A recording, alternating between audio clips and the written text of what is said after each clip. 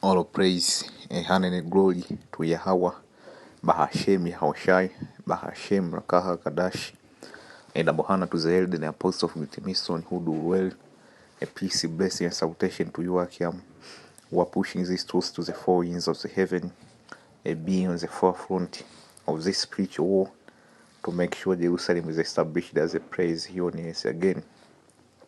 And in my lesson, we are going to look upon how dangerous as a so-called tactical nuclear weapon, how important are they on the geopolitical world, you see, and how dangerous are they, and what is the aim of Wisdom creating the so-called tactical nuke, a nuke in which you can carry it around. We call them mobile nuclear weapon.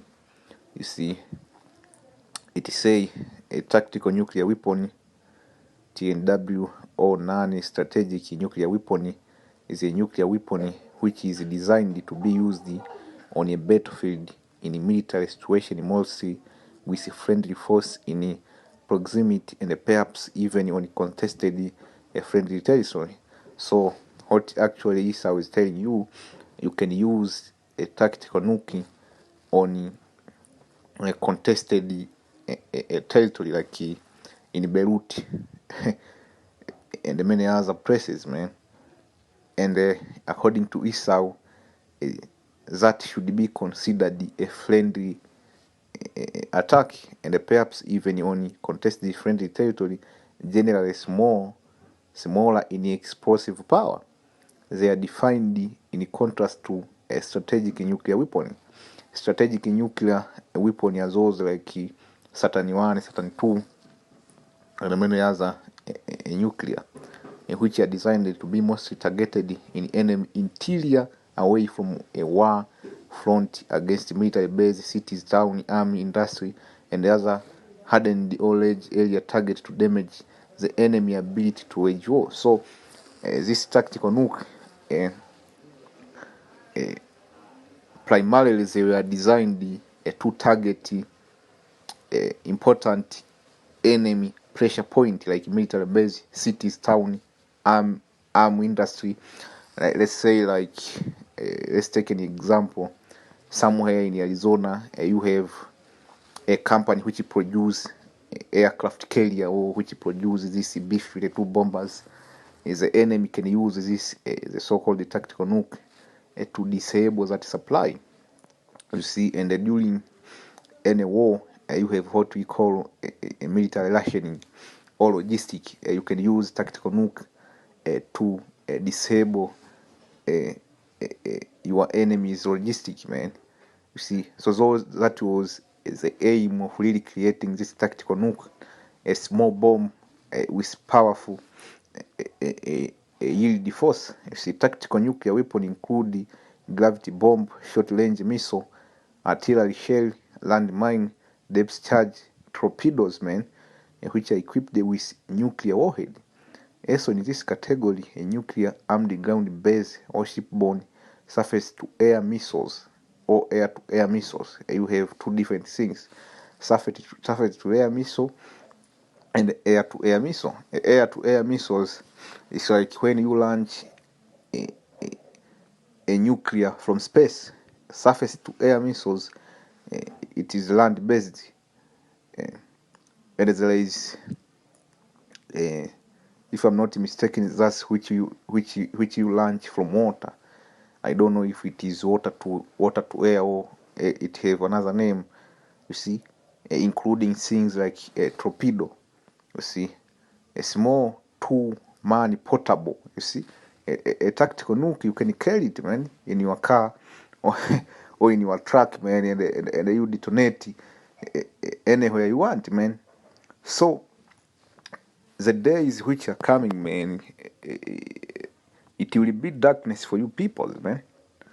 It will be darkness, total darkness, because when you really start, you see, there will be explosion everywhere, man. And those explosions, there will be nuclear missiles, man, the so-called tactical nuke. This is Amos 5:18. Woe unto you that desires the day of the Lord, Yahweh Hashem Yahushai.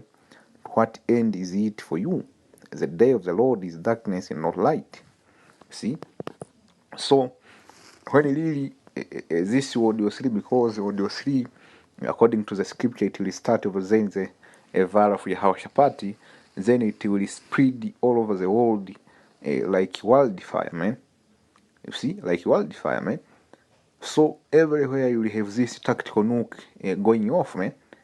You see, you will have a small group of people trying to take it to the street. They will have different bombs and every sort of weapon, man. So all hell will break loose, man. You see? So let's continue.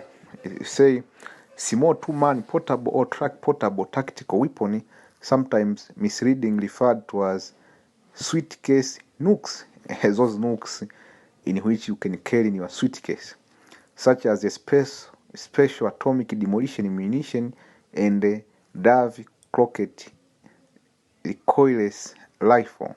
Recoilless smooth-bore gun have been developed, but the difficulty of combining sufficient yield with portability could limit their military utility. In wartime, here's a point, in wartime, such explosive could be used to demolish checkpoint, enemy pressure point, to enemy offensive such as tunnel, narrow mountain pass, or long viaduct. There is no exact definition of a tactical category on range or yield of the weapon. The yield of tactical nuclear weapon is generally lower than that of a strategic nuclear weapon, but larger ones are still very powerful, and some variable yield warheads serve in both roles. For example, W89 200 kiloton warhead was intended to arm both the tactical sea-lance anti-submarine rocket-propelled depth charge and the strategic bomber-launched SLAM-2 stand-off missile. Modern tactical nuclear warheads have yield up to the 10 of kiloton, or potentially 107 several times that of the weapons that used in atomic bomb of Hiroshima and Nagasaki. Specifically on the Korean Peninsula, we see nuclear North Korea facing off against NPT-compliant South Korea. There have been called to request a return of US-owned and operative short-range low-yield nuclear weapon, you see. So even in North Korea, they are demanding this low-yield nuclear weapon, man, called tactical by the US military, to provide a local strategic deterrent to the North growing domestic produced nuclear arsenal and the delivery system. Some tactical nuclear weapons have specific features meant to enhance their battlefield characteristics, such as variable yield, which allow their explosive power to be varied over a wide range to different situations, or enhanced radiation weapon, the so-called neutron bomb, which are meant to maximize ionizing radiation exposure and to minimize blast effect. Strategic missile and the bombers are assigned pre-planned target, including enemy airfield, radar, surface-to-air defense, not only counter-force strike on 100 wide-range bomber, submarine, and missile base. The strategic mission is to eliminate the enemy national defense, to enable following bomber and missile, to strengthen the enemy national strategy force command and the economy more realistically. So example, we have example like B-57 nuclear bomber, B-61 nuclear bomber, Mod 3, Mod 4, Mod 10, Blue Peacock, W-25 nuclear warhead, W-33 nuclear weapon, W-84, 85 category nuclear mine. You see, another point is what is the risk of escalating a conflict. You see, use of tactical nuclear weapon against a similarly armed opponent may carry a significant danger of escalating conflict beyond the anticipated boundary, from the tactical to the strategic. You see, so when let's say like let me give you an example. Like the Israeli army decided to use a tactical nuke to take down Iran military installation anywhere in the Middle East. Iran, yes, will respond with tactical nuke. Tactical nuke will turn into a strategic nuke. You see, that's how dangerous this a tactical nuke are, man. And that's what this Edomite are afraid, man. Edomite are afraid is that one day, when Ishmael get his hand on this tactical nuke, man, it is over for them, man. And another thing is this Edomite, they wish that this missile could be a nightmare, man. Soon to wake up from it. And the thing is, the danger of nuclear missiles is not going anywhere, man. So this is 2 Ezra 15 and 28. Say, behold, a horrible vision, and the appearance thereof from the east. Whereas the nation of the dragon of Arabia shall come out with many chariots, and the multitude of them shall be carried as the wind upon the earth, that all they which hear them may fear and tremble. So Ishmael, man, according to the scripture, he will get his hand on these missiles, man. You see, the existence and deployment of so small, low-yield tactical nuclear warhead could be a dangerous encouragement to forward-based and preemptive nuclear warfare. And that is an approach to this American military. Sometimes last year they came forward and said they want to use a tactical nuke as a preemptive nuclear warfare. They won't use a normal bomb, man. And they were coming at that time, man, as a nuclear weapon with destructive yield of 10 tons of TNT. The W-54 warhead design might be used more willingly at time of crisis than warhead which yield of 10 kilotons. And that's Esau for you, man. By using tactical nuclear weapons, there is a risk of escalating the conflict until it reaches a tipping point, which provokes the use of strategic nuclear weapons such as ICBM. Additionally, the tactical nuclear weapon most likely to be used first, the smallest low-yield weapons such as nuclear artillery dating from 1960 have usually been under less stringent political control at times of military combat crisis than strategic weapons. You see, early permissive action link could be as simple as mechanical combination lock. See, see, when you open a mechanical combination a lock, you see, everything will be, you see, let me see. So Esau have his treaty. They call it treaty control. So let's continue with 2 Ezra 15 and 30. It says, also the Camanian raging last shall go forth as the wieldy bow of the wood, and the steel, and they with great power shall they come on a joint battle with them, and they shall waste a portion of the Assyria. Who was this Camanian, man? You see, Camanian. Let me see. Camanian.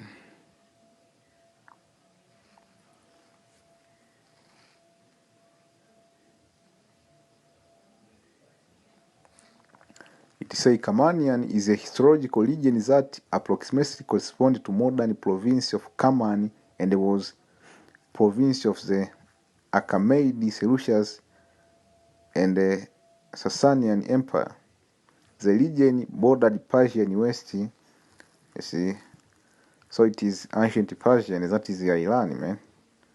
You see, that is the Iran for you. See, Camanian. Let me do it like this. Camania, Iran. No, this devil they try hard to hide the information, man. When you are looking for these things, you need it to be very specific, and that is the area of Iran over there, man. Let me show you a map. See, Let me pull a map. Let me pull, this is a map right here. This is a map for ancient Persia, man. And as you see, you have the Arabian Peninsula, you have the Gulf of Hormuz, and right in front of the Gulf of Hormuz, you have the Kamanian, man. That is Iran right there, and this is Persia. You see, if you have ears to hear, see, and let me pull another.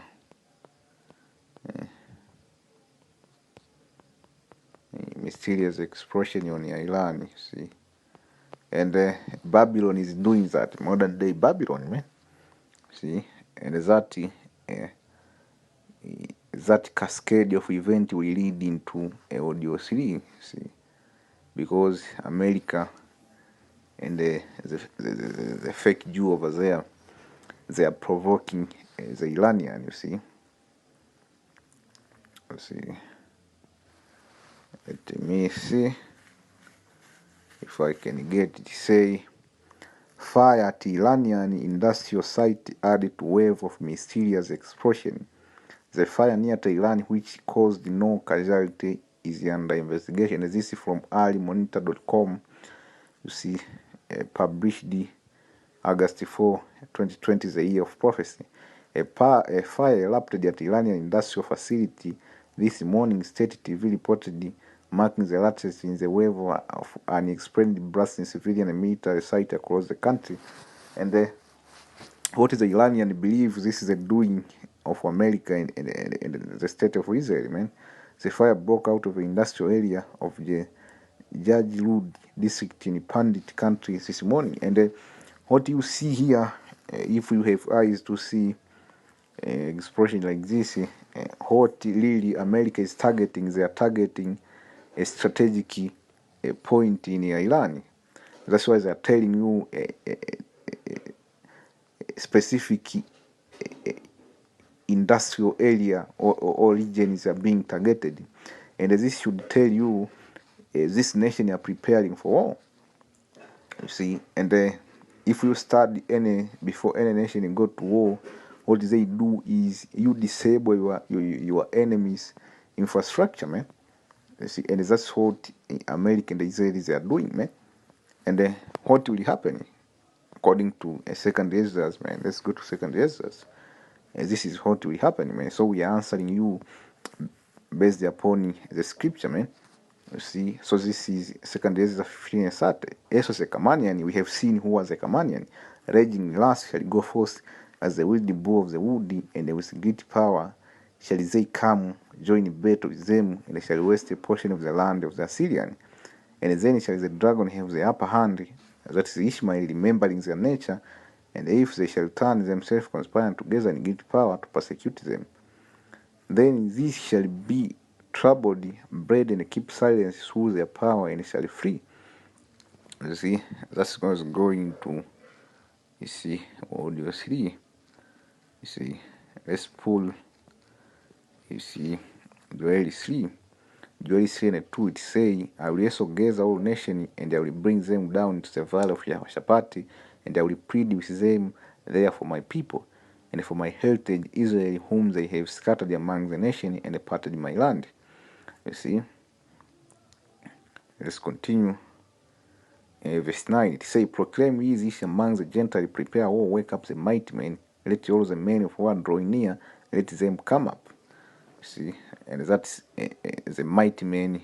It is going to those countries which have nuclear missiles, man. See, beat your pressure into sword and your pruning hook into spear, let the weak say I'm strong.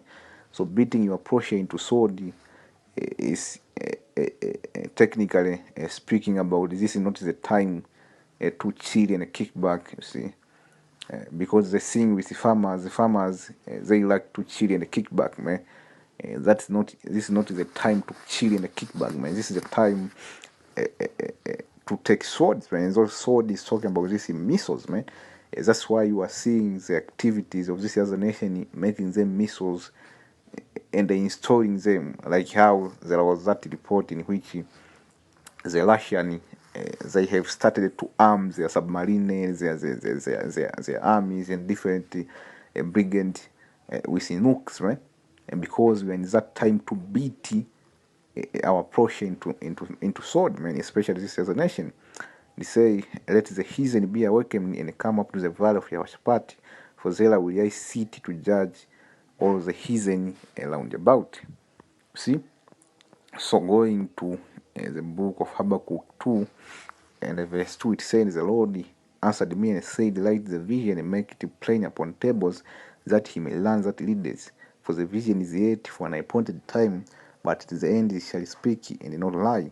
Though it tarry, wait for it, because it will surely come, it will not tarry. So the vision here is that horrible vision, man, that horrible vision from the east, in which our forefathers, elder